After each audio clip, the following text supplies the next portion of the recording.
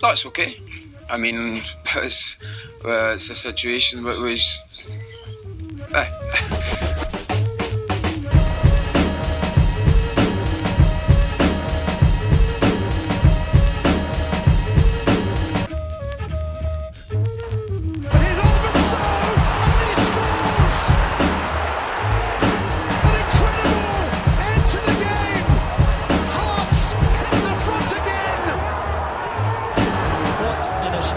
Response. The Hearts supporters felt as though their team had given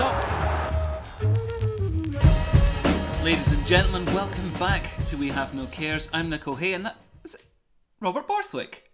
You better believe it. There he is. We are joining you. You are joining us. We are all enjoined on this glorious occasion of Hearts finally starting to give a shit about this season, and the results did flow. Didn't they though? Did they though? They did.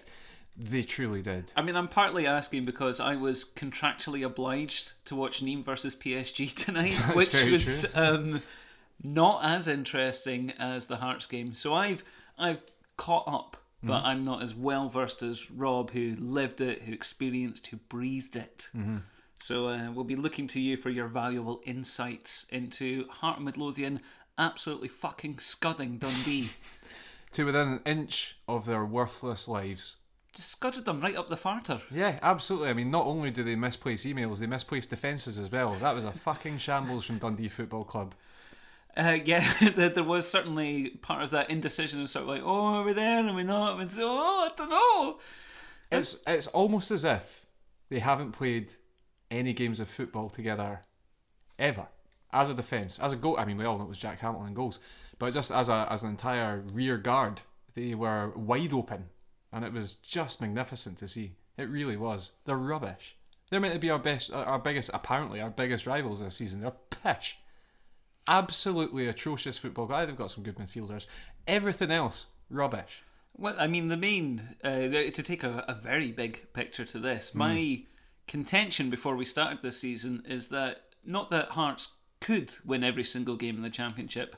Hearts should win every single game in the Championships. That should actually be our minimum aim. Looks like we're a step closer to that. Well, we literally are 1/27th further to it. But, yeah, you take the point. Yeah.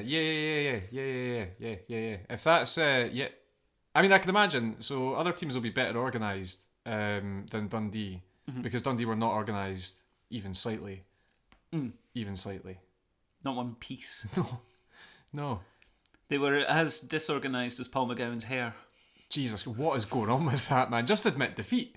Just admit that. I mean, at least 30% of your head has already admitted defeat. Just join in. It's honestly, you know that episode of Friends where they go back in time and Chandler and Ross have got the flock of seagulls thing. Oh yes, going on. Mm-hmm. It's like that. But also someone's taken a blowtorch to it just for a few seconds, so it's gone down very slightly. Mm-hmm. But the sides of his hair go really high up, and then the front, middle section is just flattened down, and it's got a big bald spot on the top. None of it makes sense, and he's had that for about 5 years now. What does he look like when he's not playing football? How does he style it? Does he wear a hat? I hope he wears a hat. Oh, well, maybe around the house he just looks incredible. And it's just like, well, you know, I only play football for 2 hours a week, so I'm not jeopardising this for that. Yeah. I can't imagine what on earth is going through his head.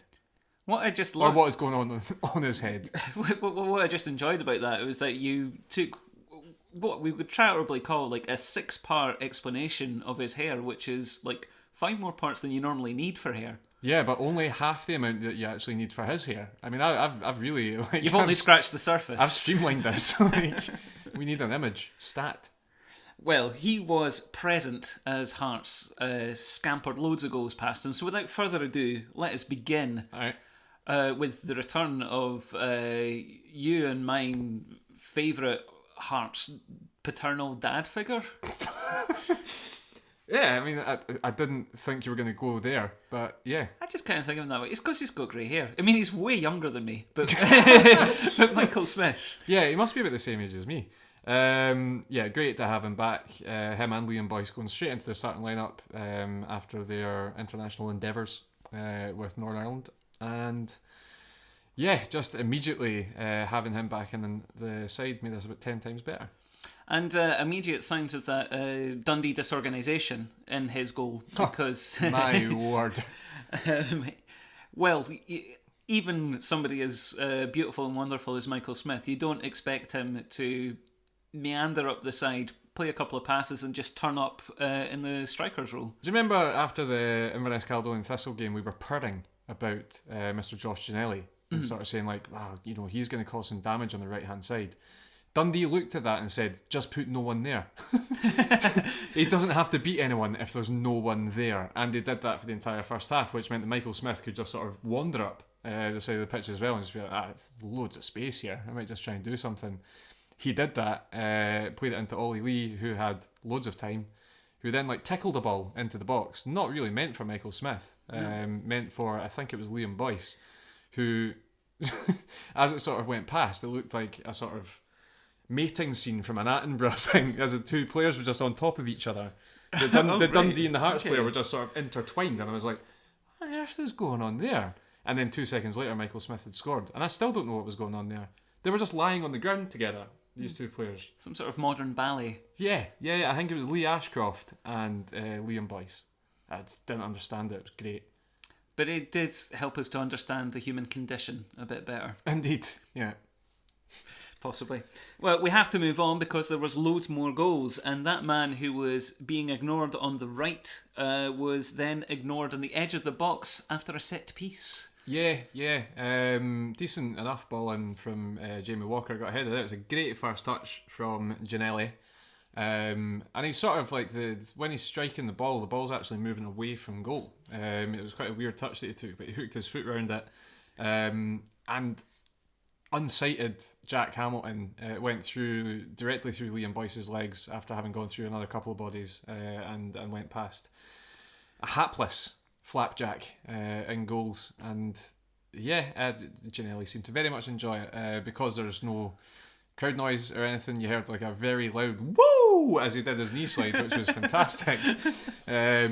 Ginnelly has been one of the more exciting aspects of Hearts' season so far, and seeing him score a goal was just delightful. Good for him. So say all of us. As we move on, there were flies in this gorgeous ointment, unfortunately. Do you like that phrase? Gorgeous ointment? Gorgeous ointment that is Heart of Midlothian. Yeah, lather it on. Yes, Charles Adam, returning from down south, waltzing through our midfield, slightly worryingly. Yeah, it was bad from Ollie Lee and Andy Irvine and Craig Halkett. All three of them just sort of danced a leg towards him at some stage, but never actually put in a challenge.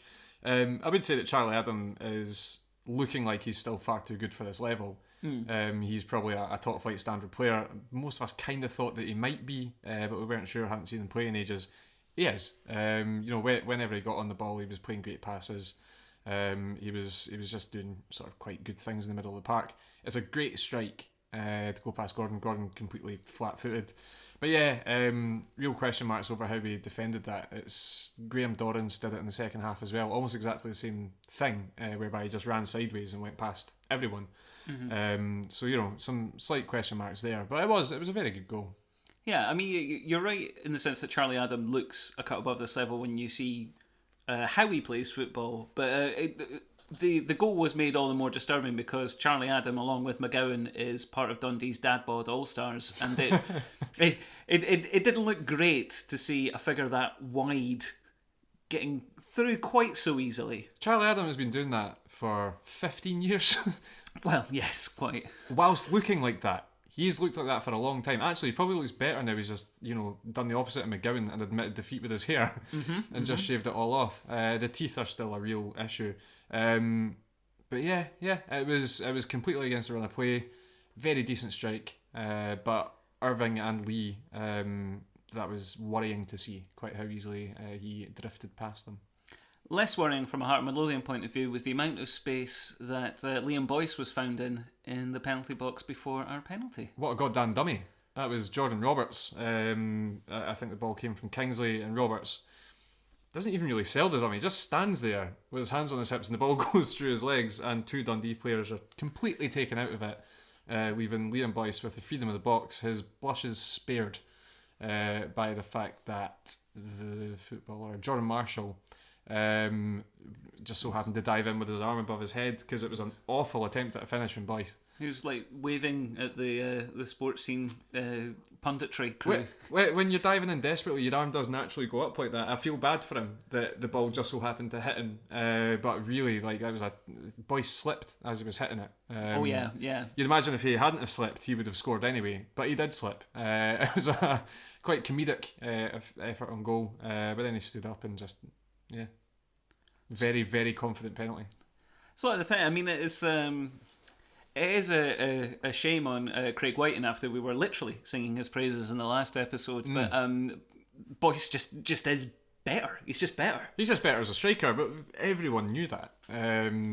He's come into the team today, and he's held it up well. His movement is absolutely fantastic. It brings players like Walker, Ginnelly and Roberts all closer to the play just from runs that he makes. Gives them space. His build-up play, everything about him was fantastic. Could have done with him having a few more chances from open play. Obviously, he fucked that effort and then scored the penalty. Otherwise, didn't really have all that many sights on goal, which surprised me a little bit. Pardon me. Surprised me a little bit because the team was kind of built to get the ball to him to score. But we didn't see that quite as much today. But he's just a very, very effective striker. He's good at what he does. He's deceptively quick over 10 yards as well, so he can get in front of his man and then hold them off. He's what we kind of hoped we'd see from January onwards, but we are now seeing in the Championship. And after that, Hearts 3-1 up, getting towards the end of the half. We'll just see it out. Just be professional. Don't give anything away. Just let the half meander to a close. Right? I mean, we got a free kick on the edge of the box. What are we really going to do with that? He's a left back. He's not going to do anything with this. No, you'd be a fool to think he would. Yeah. Oh. He fucking wanged it straight in the top bin, didn't he? He did. He kicked it really hard, right into the top corner. It was magnificent. As I put on Twitter, it was Rudy Scatchel-esque, the way he hit it. It was basically on a flat trajectory the entire way in. It went in the top corner.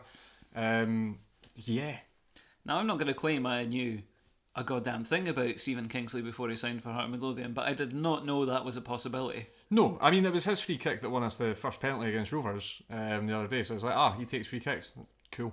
Not expecting him to be any good at it, because no Hearts players are any good at direct free kicks, nor have they ever really been. I think Jamie Walker's scored a couple in the past. Otherwise, Paul Hartley would be the last one. Ozturk scored one. Yeah, and that was a really bad goalkeeper. So not used to seeing Hearts players have that much confidence when they take a free kick, but what a strike. And I know that we will speak about Kingsley loads more, but what a left back he is. He's just tremendous. So assured, so calm, good attacking, good defensive. He's fucking brilliant. And having both him and Smith back has made the world of difference to that team. It's just so much better with them instead of White and Brandon. White and Brandon. Yeah. That's all the analysis you really need on that. Just let that hover there. But it's great having our own equivalent of Robertson and Alexander Arnold, just like free scoring fullbacks, getting forward, doing whatever they fancy. Yeah, that is the blueprint for the rest of the season. It's exactly what Hearts were stretching for. That's what we're going for. Yeah. But solidity and just class and professionalism when they go forward. They're both good footballers as well as being excellent fullbacks. And probably great lovers. You know what? I'd have to imagine that's correct. Yeah. So that is how we hit half-time. And, I didn't see the game, but I have been able to see some of Stephen Presley being at Tynecastle. Just, Nope. No? Nope. No. We don't even talk about how he looks like. I mean, his age. I turned it off at half-time. Turned it off. Don't you want to comment on how his age is remarkable? It looks like he skipped his 40s and his 50s completely and has just morphed into a 60-year-old QC. No, I don't. I do not want to discuss anything about Mr. Stephen Presley. Not a fucking thing. Well, Robert is fixing me with the steeliest look he has ever fixed me. This is... Either we stop talking about it or it's the end of my life. Yeah. So, second half began. Good. Not much occurring until... But we finally noticed that Osman Sow was playing for Dundee. Yeah, we noticed him as he was going off. He did absolutely nothing in the first half. I mean, he did nothing for Killie when he was there. He did nothing for Dundee United when he was there. He's just not got it anymore, and it's really sad because we do, as a podcast, adore Osman Sow. Absolutely love Osman Sow. He was... But he's done. Yeah, I mean, it's a sad reality. I mean, like, when he signed for Dundee, I had one of those pangs because we were starting the international break. I think, well, had we maybe... No, we can't have already had a Betfred game, but like we were aware that we were thin up front. We were going to have to be going with Craig Whiten for a couple of games. I was just like, oh, can you imagine Osman Sow playing in this Hearts team? It's like, no. Can you imagine 2014 Osman Sow playing in this Hearts team? That Osman Sow has been gone for a long time, and it's... Peak Osman Sow, I would say, is 2016. End of 2015, 2016. Was the very peakest of Osman Sow, and since then he's had devastating ankle injuries, and he's just done. He's just done. Like, I was so surprised when Dundee gave him a contract because he'd showcased quite how done he was at other Scottish teams already, including their direct rivals. And yeah, I mean, seeing him signal to the bench like that's me done after having done nothing, I was like, well. That is a real shame. He didn't get on the ball at any time. They changed their shape in the second half to give him a strike partner. They brought on Alafabi, and yeah, it's not a huge surprise that Dundee looked a lot better when he went off, and Danny Mullen came on for him. What a terrible sentence to say about a true Hearts great than Osman Sow. But taking them off did lead fairly directly to their goal, which was not great defending by Hearts, but also a fair amount of luck for them as well. Yeah, there was a lot of luck with it. I think it's Graham Dorrance that hits the shot and it just sort of bounds off Stephen Kingsley's shin and just lands perfectly for Danny Mullen. It's a really nice finish from Mullen, fair play. But yeah, there was a fair amount of luck about it. However, Dundee were getting much more of a grip on the game by that stage anyway. They'd started playing through the middle a lot more effectively. They changed, as I said, they changed formation, allowing McGowan to drop as more of an actual midfielder. He was up supporting Sow for a lot of the first half. So they had Dorrance, Adam and McGowan all playing through the middle, and Lee and Irving were struggling to cope with it a little bit more. I think that's where having a proper defensive-minded midfielder would have helped our cause. But Dundee got a lot of shots on goal. I think they finished the game with double figures in shots that they had. And yeah, certainly wasn't against the run of play when they scored. It felt kind of like it was coming a little bit. Obviously at 4-2 you still very much expect Hearts to have a firm hold on the game, but there was a little bit of me like, they've scored, Hearts still haven't settled. Dundee were still going forward. Charlie Adam had a great free kick that went just wide. So yeah, there was question marks for like 15-20 minutes in that second half, and then Nielsen made changes, and from there it was a piece of piss. They offered nothing once again, but as soon as Dundee went with two fairly quick athletic strikers in Alafabi and Mullen, it did seem to cause a little bit more difficulty for us. So is this just because we are trying to analyse this game and project it going forward? Is this perhaps an issue that we should be slightly concerned about? I mean, like Lee and Irving are both very good midfielders technically, especially at this level. Is there perhaps a slight lack of rigidity there that we would be maybe looking for a more fit Halliday or Haring to step into that midfield? 100%. 100%. You saw Haring came on first, and as soon as he came on, Dundee's threat basically stopped because we had someone who's sitting deeper than either Irving or Lee. Irving came off right after he really should have been sent off for quite a horrific looking challenge on Graham Dorrance. It wasn't actually that bad in the end because he does get his foot on the ball, but he dives in with his studs right up. Stupid challenge, really. Showing yourself as not as a liability, but showing yourself as someone who will put in challenges like that. Yeah, when you've got guys like Halliday and Haring about to come back to fitness and you really want to keep your place in the team, that's just stupid. You'd never get Ollie Lee doing that. Well, it's a poor decision from a teenager. A teenager that's played quite a lot of games, but a teenager still. A teenager that's never ever showed that side of his game whatsoever. It was mad. Really mad decision. But Haring came on. Still looks slower than a week in the jail, but his positioning is fantastic. He was winning headers. He wasn't giving Charlie Adam any time whatsoever on the ball. That from there on then we were dominant as a team. And part of that dominance was 2 more absolutely cracking goals. Heck yeah. Stephen Kingsley, the ball, it doesn't have to be sitting still for him to absolutely spank the tits off it. No, absolutely. What a fucking sentence. Did you see any tits in that ball after he'd spanked it? I didn't. They'd all gone. Hey, listen, fair point, man.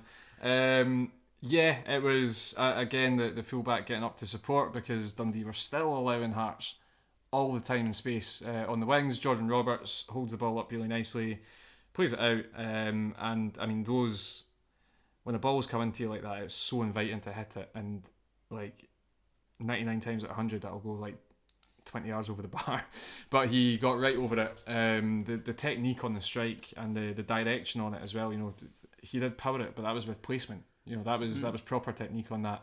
Not too unsimilar to Rudy Scatchell, like I said on Twitter. Just going to bring that up again. The way he hits a ball is just so pure. Fucking rocketed in. It was a great finish. Great finish. That's at RF Borthwick if you want to catch any more of those Twitter insights from the man Robert. It's mostly just loads of really angry Celtic fans just now. Let me deal with that first.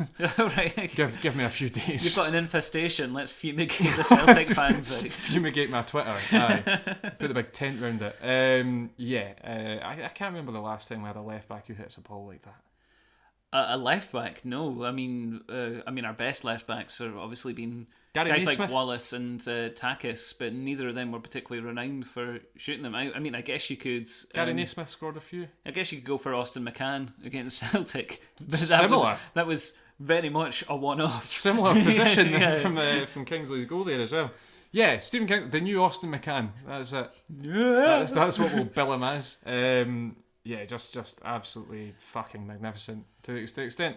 See, when I'm watching games on TV, it's just another annoyance. I don't really celebrate goals, but I celebrated that one. I'm like, fucking yes! I realised where I was, just in the living room by myself. But happy. So happy. Yeah. And then Andy Halliday added some further happiness to you. Staunch. Fair. From Walker to Halliday, man. The Union Jacks were flying off that one.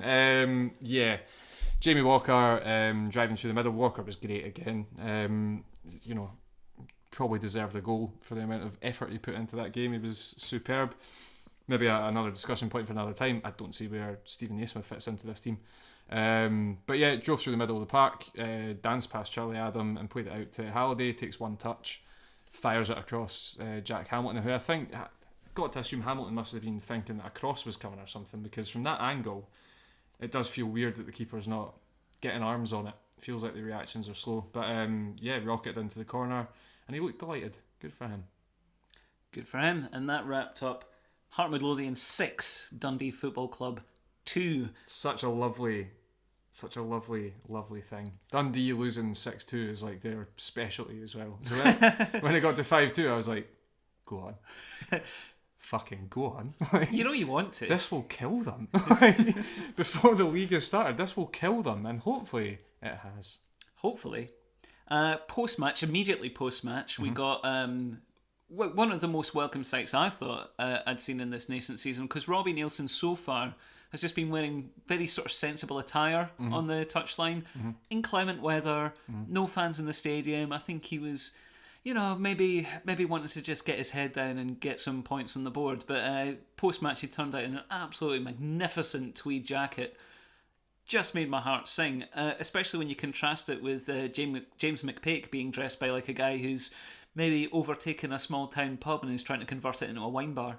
Yeah, James McPake's gone for the real sort of like recently divorced singles night look. You know, he's got quite the tight jumper with the suit jacket on top of it, a lot of dark colours. Whereas Robbie Nielsen looks like the English teacher that you really want to get at school. It's like, really hope I get Mr. Nielsen. And then you get him, it's like, good, this is good. This is great. This is good. We're going to read books with swears in them, and he's not going to get freaked out when we say them. Yeah, exactly. In fact, you might even have a little laugh about it. That's it. That was a bit of rough language there, eh, kids? Yeah, spank the tits off it. But if you're trying to tell me that's not literature, it is. But no, Robbie Nielsen just looks really happy. He just he's beaming. He's smiling through his interviews. He was quite a morose character the first time around. He definitely was a fucking morose character when he was in charge of Dundee United. Yes, he's just. I think he's a guy that doesn't adore media and having to do that side of things. But since he's come back to Hearts, you know, he's always got a smile on his face. He just seems very happy to be here, which is fantastic. And also, he does that thing that I love and hate, whereby he starts answering the journalist question before they've asked it. So it's like they're still halfway through the sentence. Like, well, yeah, no, of course. And it's like, fuck. How do you know what they're going to say? Well, because journalists don't tend to ask terribly complex questions in a post-match situation. But yeah, come on, Robbie, play the game. Think of the editors. Think of the poor editors. Don't do it, Robbie. Don't do it. Keep being you. Keep a renegade. And then further post-match, we got an even more welcome sight from the social media team at Heart of Midlothian Football Club. Just fucking magnificent. Would you care to describe this situation for the people who are perhaps not quite so online? Totally. I mean, they're listening to a podcast. They're fairly online, but you're right. Maybe they're listening to it on YouTube. It's possible. That's all that their grandson put onto their phone. So there's this meme. A meme is a funny picture that sort of denotes something. And aye, alright, calm down. Aye, fucking, you told me. And it's one that I feel has got really tired really quickly. I don't enjoy them anymore, but it's how it started, how it's going. And quite a lot of the time, you know, it's you know, pictures of little kids wearing like a fireman's hat, and then it's, you know, cut to the modern day. They're actually a fireman. It's like, whoa, retweet. Fucking well in. So Hearts have taken that and done a how it started, how it's going, and the how it started part is the article, the headline of when Dundee U-turned and were promised players on loan from Celtic, and how it's going is the current league table, which is Dundee rock bottom and Hearts at the top. Yes, Dundee minus quite a lot of goals. Yes, absolutely. The goal difference of -4 just really tops it off. And yeah, I mean, guaranteed numbers, but it's not often you see quite a pointed attack from a club to another club. Well, to be fair, Dundee had launched quite a pointed attack on Hearts earlier in the season. Yeah, Hearts had Dundee had done the whole opening game of the season. We'll be facing relegated Heart of Midlothian Football Club. How did that go for you, Dundee? How did it go for you? 6-2, up the road, in your bed, fuck off. Beef. Just rich fields of beef. I was saying that earlier on. Like, this beef is like the Hearts tweet today. It's like jerky. It's fucking dried the beef. It's that. It's like dry, intense beef that snaps your teeth. Yeah. Wow. Yeah. I've never seen beef quite like it, if I'm honest. I mean, I was going to go the other way. I was going to call it like a beautifully marbled wagyu. But no, you like it harsh. Yeah, no, exactly, and that's exactly what it was. It was harsh, and that's how it should be. I hope Hearts do that after every game this season. Serve up some harsh beef. Yeah, just against every club. Like Arbroath next week is like, I see your miniature railway shut down. Have that, you pricks. Well, who else have we got grudge matches against? Sorry, so it's Dundee, Raith Rovers. That's kind of it, really, in our league, isn't it? That's the big ones. Yeah. No one really cares about the other teams. I think they were all just sort of milling around, just sort of going, just do something that gets us some money. Get us some money, please. Dunfermline were accused of voting against us, but then confirmed that they actually did not. So it's a weird space with them. Yeah. Yeah. I'll just play Dundee every week. I'm sure we'll develop some beef from somewhere. Yeah, hope so. Here's to it. Yeah. But yeah, a magnificent way to start our inevitably unbeaten league season. It is inevitable. Inevitable. Inevitable. And there can be only one man to be Kingsley. considered man of the match. Kingsley. Kingsley. Let's sing about Stephen Kingsley. Kingsley. And our random lottery of fate has decided that I will sing first about Stephen Kingsley. Kingsley. So here we go. This is a Scott Wilson favourite. What a beaut by Kingsley, lay, lay, what a beaut by Kingsley. He'll smack it in the top and if it's moving or stationary. What a beaut by Kingsley, lay, lay, what a beaut by Kingsley. What a beaut by Kingsley. What a situation of the wrong creation, oh the irony for Dundee. Nice, very good. Very Yes, sir. good. That's a real sing-alonger. Yeah. Yeah. That's great. I really you. enjoyed that. Am I going to enjoy yours? No. I'm such a bad singer, and this is a tough one. I've picked possibly one of the finest singers of all time. Very Stephen Kingsley, clipped over the wall.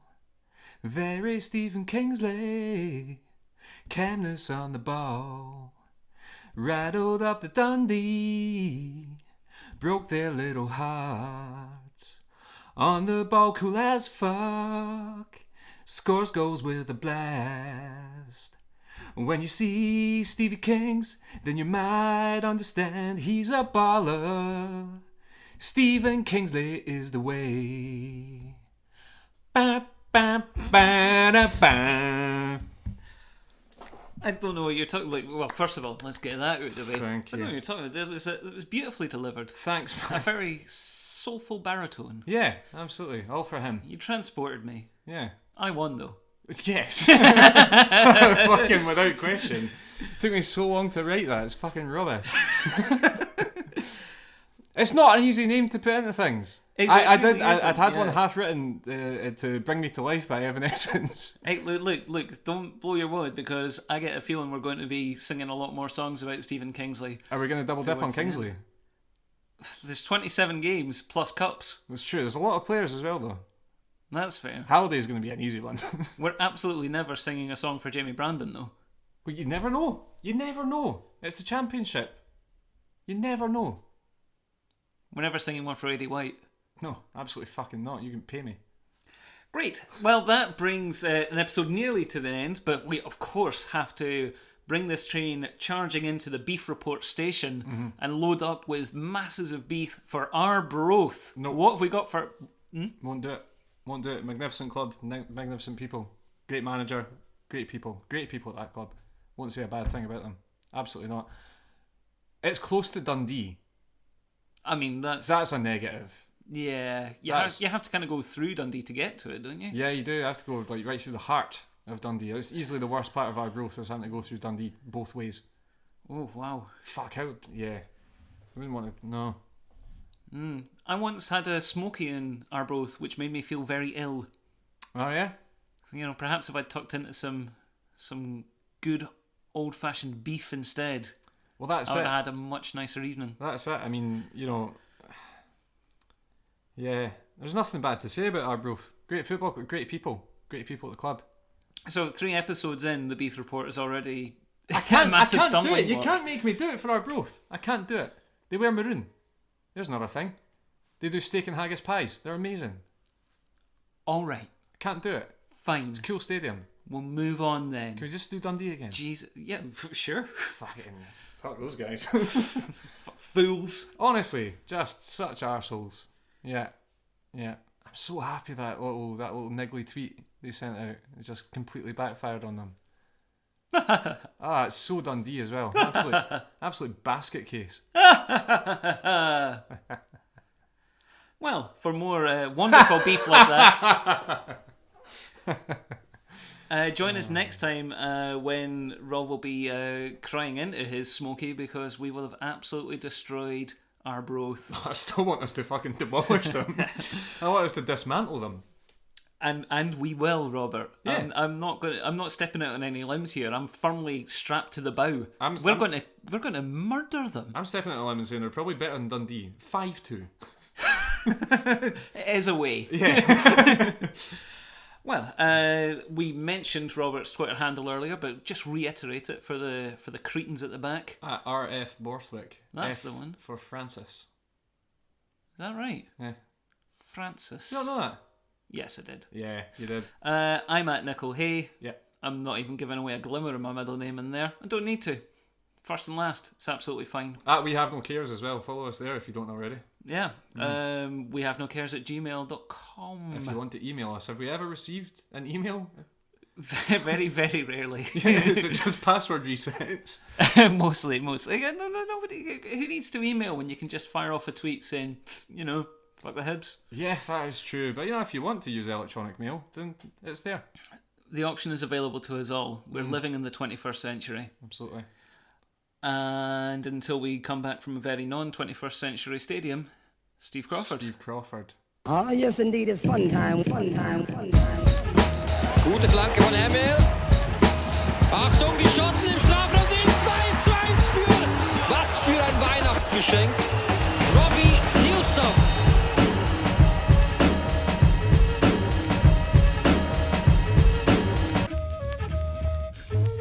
How was it difficult? What's difficult? We just got to beat them again, don't we? Yeah,